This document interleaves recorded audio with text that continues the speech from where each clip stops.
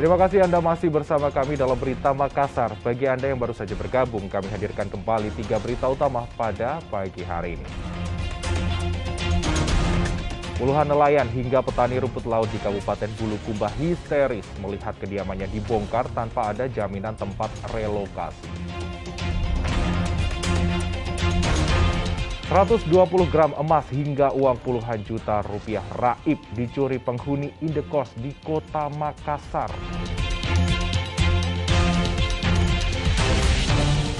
Mengenal wayang potehi, budaya asal negeri Cina yang nyaris punah.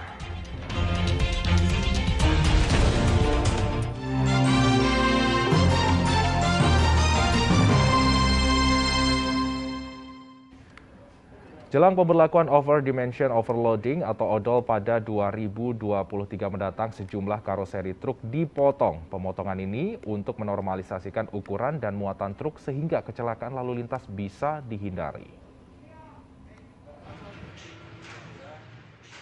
Balai Pengelolaan Transportasi Darat Wilayah 19 Sulawesi Selatan dan Barat bersama Satuan Lalu Lintas Polres Sidrap memotong karoseri truk yang melebihi dimensi. Pemotongan karoseri truk karena melebihi kapasitas yang seharusnya. Ukuran normal angkutan kargo jenis truk Fuso yakni panjang 6 hingga 7 meter, lebar 2,3 hingga 2,5 meter, dan tinggi 2,5 meter. Sedangkan kapasitasnya memuat 7 hingga 12 ton. Kasat Lantas Polres Sidrap mengatakan kendaraan yang melebihi muatan memberi banyak dampak kerugian, mulai dari kecelakaan hingga merusak jalan raya. Berdampak pada tingginya angka kecelakaan lalu lintas. Banyak sekali kejadian akibat kelebihan muatan, sehingga ada langkah-langkah.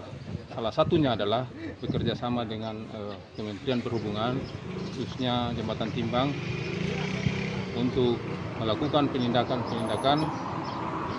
dengan salah satu cara adalah melaksanakan normalisasi kendaraan yang melebihi kapasitas atau over dimensi. Kepala Unit Pelaksana Penimbangan Kendaraan Bermotor Balai Pengelolaan Transportasi Darat Wilayah 19 Sulselbar mengatakan kendaraan yang tidak sesuai dengan dimensi akan dikenakan sanksi pada 2023 mendatang.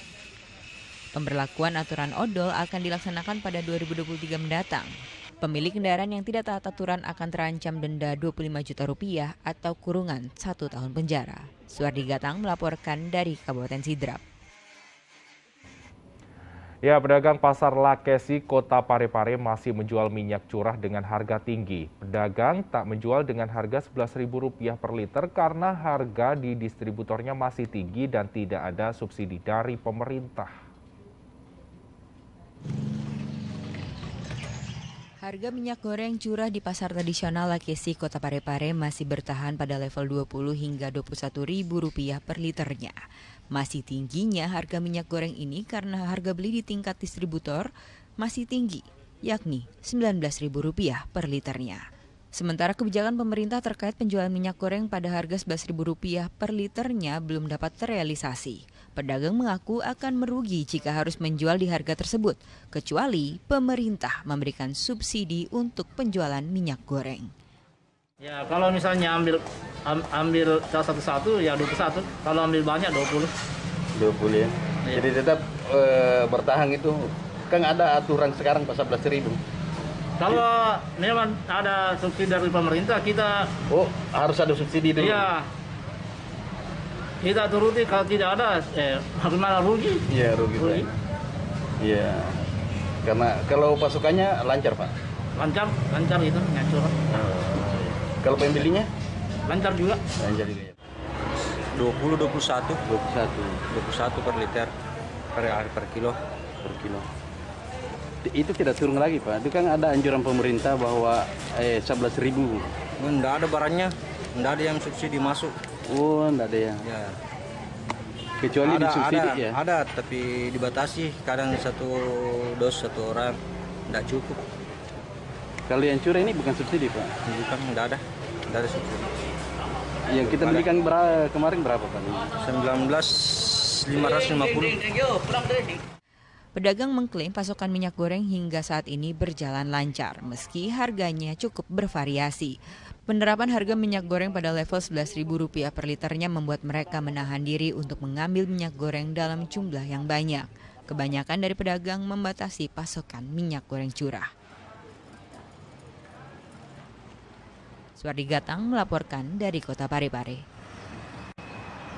Kita beralih ke informasi lain, sejumlah kelenteng hingga vihara meniadakan sembahyang malam Imlek di tahun macan air. Hal itu merespon adanya varian baru COVID-19 Omikron yang terdeteksi di Sulawesi Selatan. Sejumlah kelenteng di kawasan Pecinan di Jalan Sulawesi, Kecamatan Wajo, Kota Makassar meniadakan ibadah malam Imlek. Hal ini merespon terdeteksinya varian baru COVID-19 Omikron.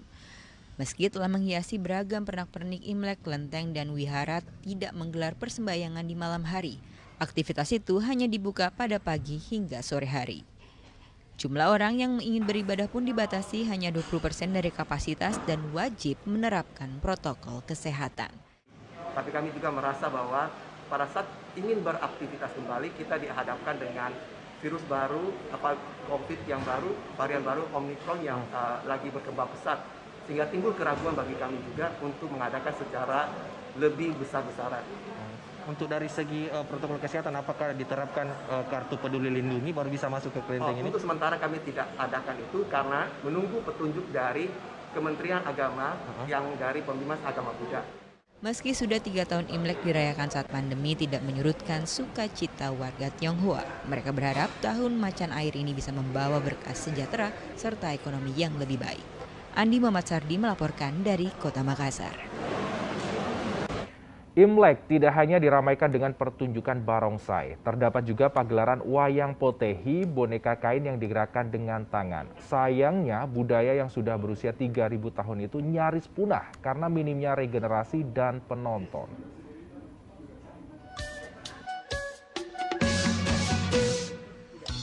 Ini bukanlah wayang golek, melainkan wayang boneka yang terbuat dari kain.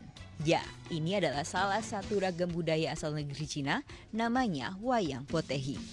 Wayang potehi berasal dari kata pau yang artinya kain, te artinya kantong, dan hi artinya wayang.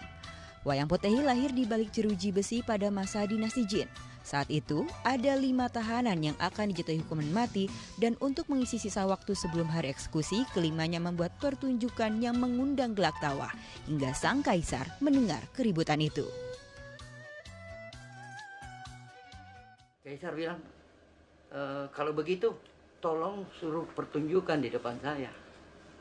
Nah, jadi saat dia pertunjukan itu dengan percakapan yang dia bentuk kayak orang, ternyata kaisar ikut tertawa dan terbahak. Akhirnya dia bilang dibatalkan hukuman mati dan mereka ini menjadi seniman abdi dalam yang selalu menghibur.